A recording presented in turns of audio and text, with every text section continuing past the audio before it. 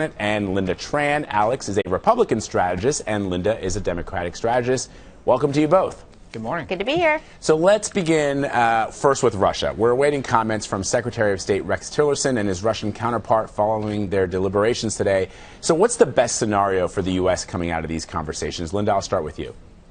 You know, I think that these conversations are probably actually very, very fraught this morning. We know that the administration has made a dramatic turnaround in its approach and its rhetoric about Russia. And so I anticipate that there are going to be some really interesting things happening behind closed doors.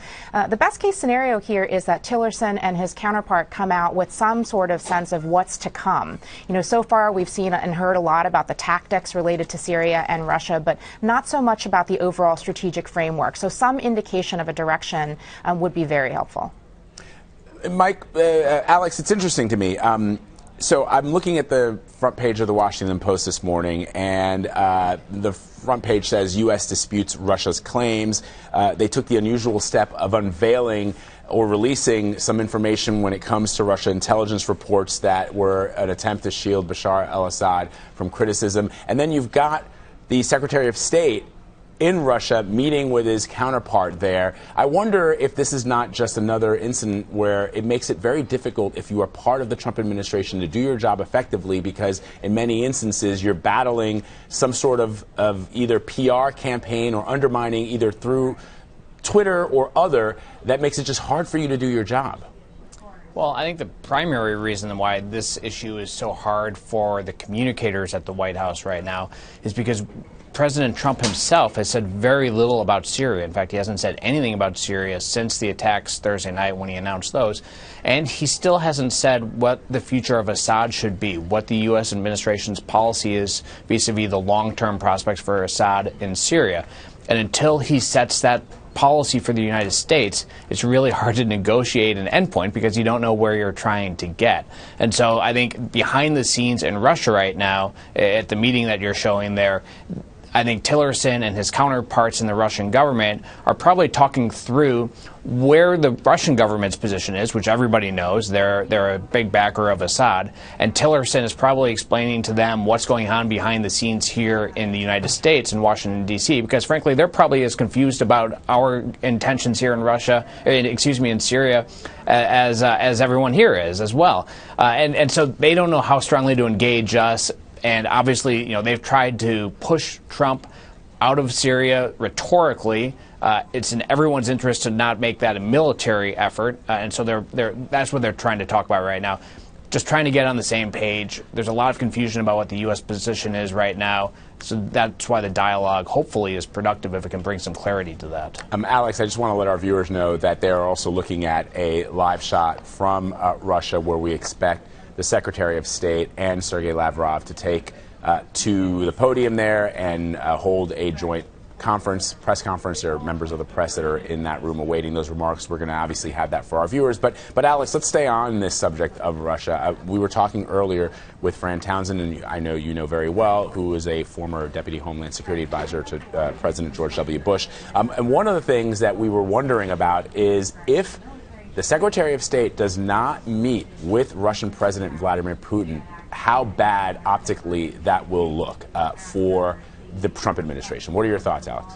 Well, I don't know if it looks so bad for the Trump administration. It's a diplomatic slap on the wrist by the Russian government. It's one way for them to respond to Trump's attacks. And frankly, as long as the responses are diplomatic, I think that's to be expected and not that big of a deal. In fact, I think it's appropriate that there's some sort of diplomatic response. You would totally expect one.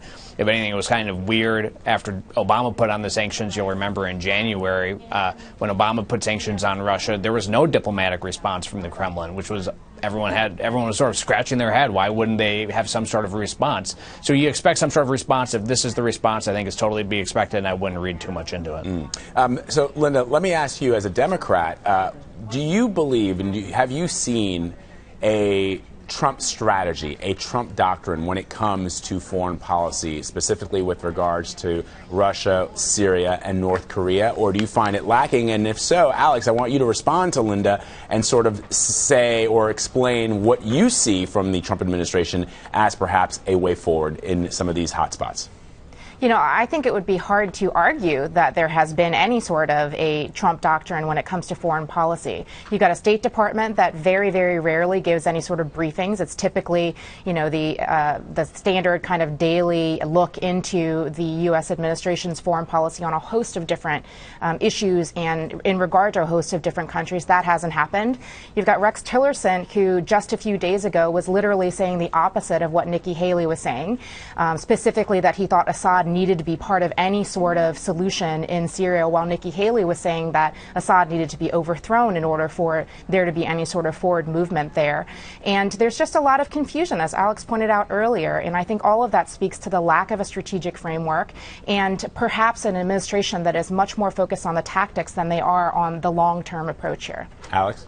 Well, during the campaign, Trump said that he thought it was good to be unexpected in foreign policy. You don't always want to tell your adversaries what exactly you're going to do and lay out your strategy in advance. And as president, that's how he's governed. He's been very unexpected. I don't think anybody expected that less than 100 days into his presidency, he would be the one that's launching missiles into Syria, given all of his rhetoric on the campaign trail about how we should stay out of Syria. And yet that's exactly what he did. There is real strategic advantage, I think, to being unexpected in terms of how it gives pause to your enemies.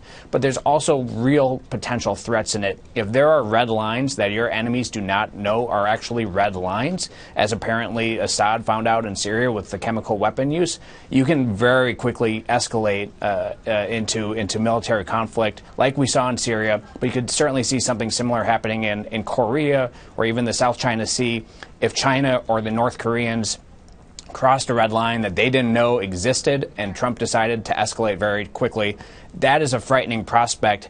You can see the strategic advantage in that because the Chinese and the North Koreans and the Russians are now, I think, going to pause before doing anything that might trip a red line.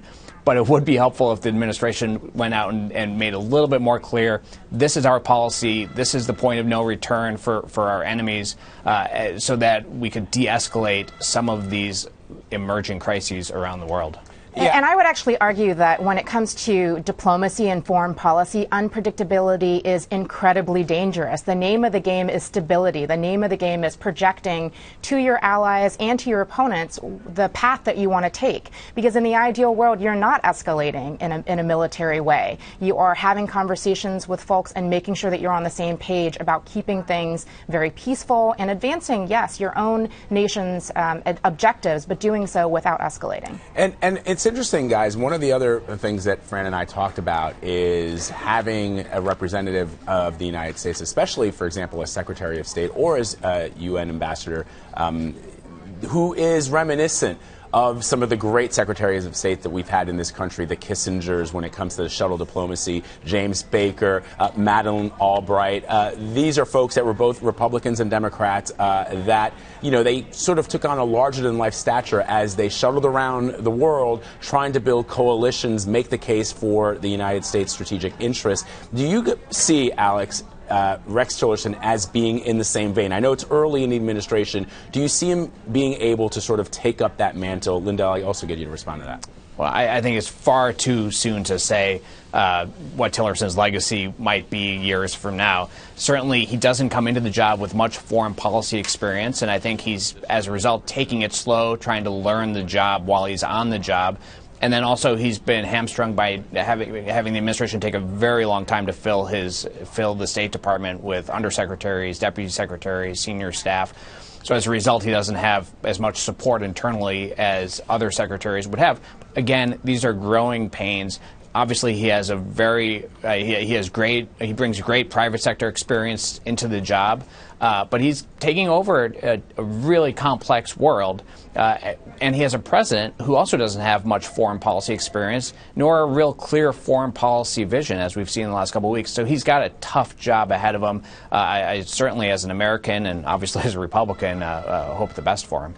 Yeah, I mean, Lynda, that's certainly why a lot of people who voted for Donald Trump, they wanted to see drain the swamp. They didn't want people who had been career politicians, perhaps or career players on the foreign landscape like the Madeleine Albrights of the world. But is that a hindrance at the end of the day?